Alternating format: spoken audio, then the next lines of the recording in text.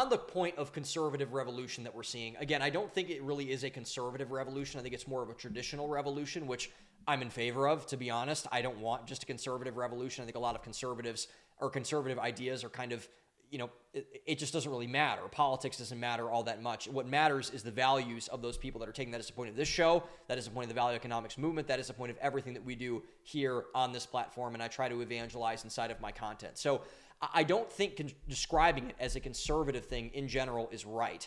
I think more accurately, it's put as a return to, like I said, traditionalism, which we're seeing in both constructive ways and destructive ways, right? So all of these things have trade-offs, and what we need to do as value-oriented people is really put a pin in all the things that are bad and elevate the things that are good.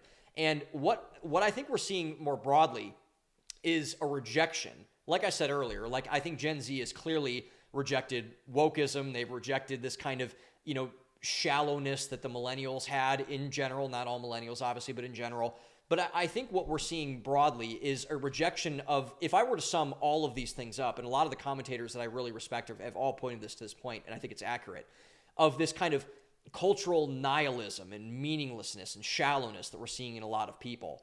And it's interesting because, the amount of people that are going to church now in young generations is really, really astounding. It's far more than the millennials did. I think there are a lot of pockets of people that are getting more into, more hardcore versions of Christianity, like Catholicism and Orthodox Christianity and everything else, the really kind of traditional versions of the Christian faith. The amount of young black influencers, for example, that are converting to Islam, like, Devin Haney, the famous boxer, Gervonta Tank Davis, the boxer that is probably the pound for pound one of the best in the world right now, Andrew Tate, like I mentioned earlier. It's kind of a rejection of kind of this meaningless, everything is meaningless culture, and we're going into this place where we're seeing a big schism in the country and in a lot of groups of people between people who believe in a God versus people who believe they are a God because they don't believe in a God. And I think the most interesting place where this is taking place is, ironically, in the conservative movement, because conservatives were the Bible people. They were the thumpers at the top of the pulpit saying all these things, whatever. But we are seeing multiple breakdowns in conservatism right now. I think this is really interesting because this is why I'm registered as an independent. I'm not a registered Republican for this reason, because I think all of this is kind of manifesting in a very, very different way that a lot of people thought it was, because all ideologies eventually corrupt themselves. All of them do. Whether it's a left-wing ideology, a right-wing ideology, if there is nothing greater than that ideology that you can grasp onto, it's going to fail. Trumpism will fail. Populism will fail. Conservatism will fail. Leftism will fail. Whatever, republicanism will fail if it is not tethered to a greater and higher authority and higher power. So and I think people are looking at the conservative divide right now as something that is more shallow than what it actually is. I think we need to dig deeper inside of all these things. And so it's not just among people who are the anti-Trump people or not. It's not Trump in the swamp. It's not the people in Trump's own cabinet, which are clearly there. They're trying to sabotage him right now. They're very close to him, which is, a very big lapse in judgment by Donald Trump. He's never been the best in terms of judging who should be around him, and that's clearly happening again. It's probably going to end up torpedoing his presidency, and probably closer, I think, and I would bet probably closer to now than closer to later, but that's not what we're talking about. But if you look deeper, you will see that there is a clear divide based on one thing, and that's whether people believe in a God or not. And I mentioned a God. I am a Christian. I believe in the Christian God. I do not believe in the Jewish God, the Hindu God, the Muslim God, whatever. I am a Christian, and I'm standing on the Bible. I'm standing on that word. But I do think that there is a commonality, and this is not universalism. This is not saying that all these things are coming together. But I do believe that there is a certain reverence that people who believe in the divine, in whatever fashion they believe in the divine, have, and in common with one another versus the people that don't. And I think this is kind of very much happening with the right now, with the American right especially.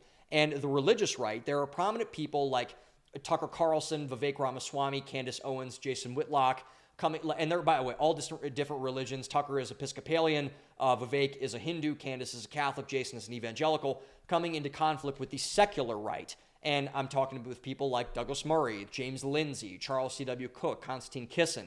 And this is like this influencer war that's kind of going on right now with the right and what I call the woke light, what a lot of people are calling the woke lights, the people that are getting very, very upset and acting like leftists about everything, which include people like James Lindsay and Konstantin Kisin and Charles C.W. Cook and Douglas Murray, who are very anti-Trump, who are very anti-religious right, they are getting very, very angry with him. But I will say, a lot of the secular right does have valuable things to say, especially Douglas Murray. And this is actually ironically coming out on the day before that he's releasing his new book, which I don't know if I agree with it. The Middle East conflict is very, very complicated. I don't like seeing people die. I kind of am against both people, to be honest, because I don't like people killing each other. I'm pro-life in every way, and it's funny how that goes out the window from the right anyway, because people like to say they're pro-life until they want to drop bombs on people, and that goes out the window, funny enough. But regardless, if you are a top-performing, high-earning man in a corporate job, I have a free gift for you, the Value Economist Handbook.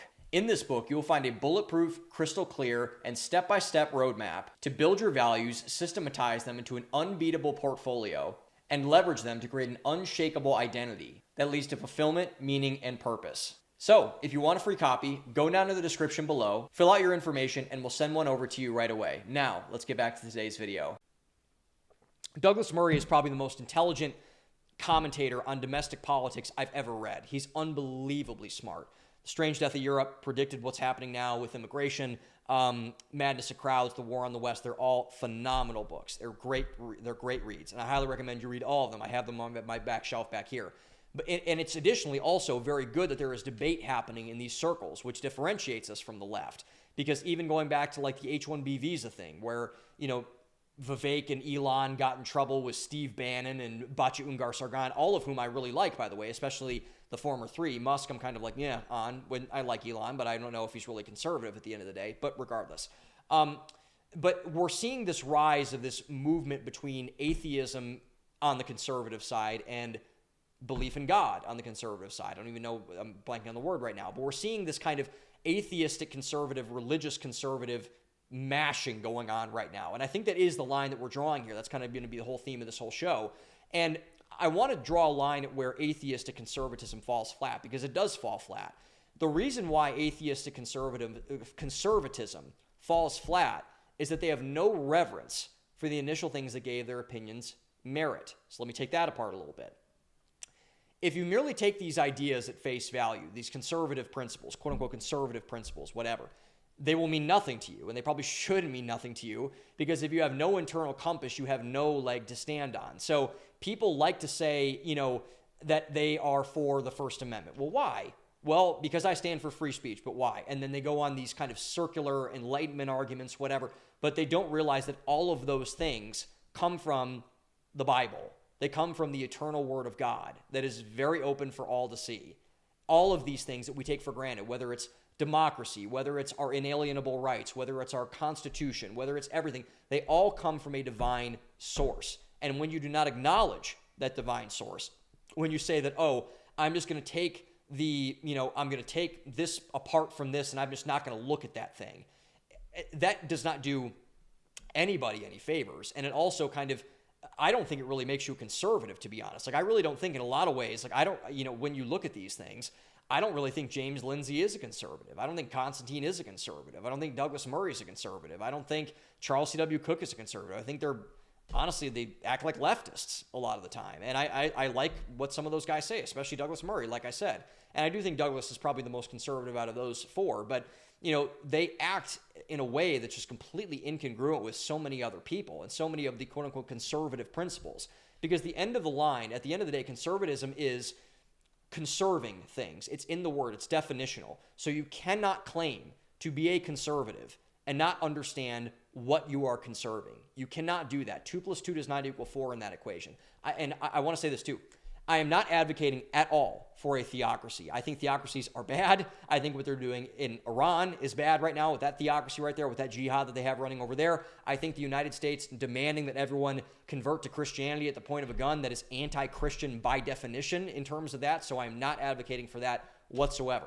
But what I'm saying simply, there needs to be reverence for the divine in some way if we are able to keep things in check. There needs to be, because if there's not, then again, ideology, if it ever elevates above religion, that is the death of a culture. That is the death of a society. I think that's the true thing with radical Islam versus Islam, with radical Christianity versus Christianity. If you have to put a qualifier in front of a word, that word no longer has any meaning. By definition, that is how words work if you did not know. So that is why I think this debate between this atheistic conservatism and this religious conservatism is such an important one, because you cannot be a conservative without knowing and having something to conserve. And so I want to continue on this atheism point, because this leads into a broader conversation about atheism generally. And my favorite sentence to say when it comes to faith is that I don't understand how secular people exist. I really don't. I really don't understand how they do it. And so I was a secular person for a very long time, which is really interesting, because I look back on that time period and I'm like, I don't know how I did that. I have no idea how I lived like 22, 23 years without devoting myself to a higher power. And I was raised Catholic, and my parents did the best that they could and all these type of things, but I never really had a religious backdrop for my life.